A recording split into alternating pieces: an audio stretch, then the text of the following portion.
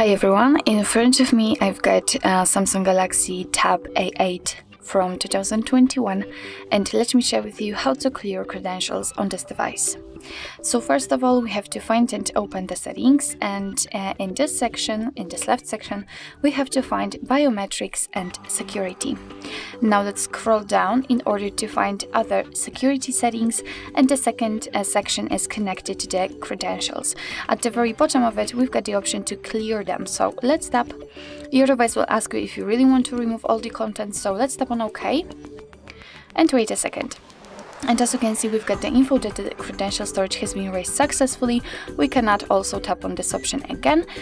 What's more, be aware that if you've got any kind of screen lock currently set, then your device will ask you to enter it in order to confirm the whole step.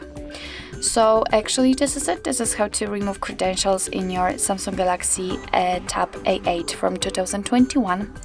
Thank you so much for watching. I hope that this video was helpful, and if it was, please hit the subscribe button and leave the thumbs up.